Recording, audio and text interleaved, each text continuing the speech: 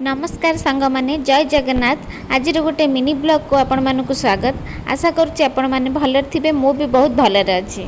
किछि दिन पूर्व आपण मानक मु देखैतिली एई आलमंडा गछटी यार केयर विषय मु कहितिली। खरा दिने किपरि आलमंडा गछर आपण केयर नै परिबे, सेथिरु भरी भरी का फूल पाई परिबे, से विषय मु से वीडियो रे कहितिली। जदि आपण माने से वीडियोटी देखि नांती ताले ए वीडियोर डिस्क्रिप्शन में से वीडियोर लिंक दे देबी, आपण माने जाई कि सेठी देखि परिबे। देखंतु गछटीर केते ग्रोथ हेइजी आ गछरे फूल कढ़ मध्ये भरी भरी आसीची।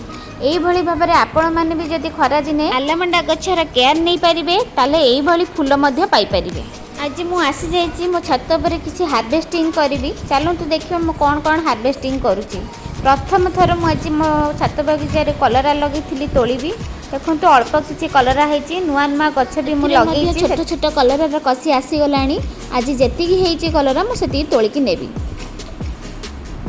खरा दिन एबे प्रबल खरा होची। एई लटा जातीय गछ गुटिक खरा रे बहुत सुखी जाय। घर उपाय तरल जैविक ठंडा खत बने की गछ मूल रे दियंतु, देखिबे गछ सुस्थ रहइबो, पनीपरिबा और फूल फल मध्य भल हेबो। मु किभली भाबरे तरल जैविक खत बने की मु मो गछ मानक दिए से वीडियो मो चैनल अछि। आपण माने जाई कि देखि परिबे। प्रथम थर आपण मो चैनल को आसी विजिट करचंती, मो वीडियो को लाइक कर देबे, मो चैनल को सब्सक्राइब कर देबे। आजिर हार्वेस्टिंग वीडियोटी आपण को किभली लागिला मते कमेंट माध्यम रे निश्चिंत जणैबे। मु मो छात बगीचा रे बोइताळु फूल, बैगण, भेंडी, कलरा एतिकी सब तोळी हार्वेस्टिंग एठी शेष होला। रहिली जय जगन्नाथ।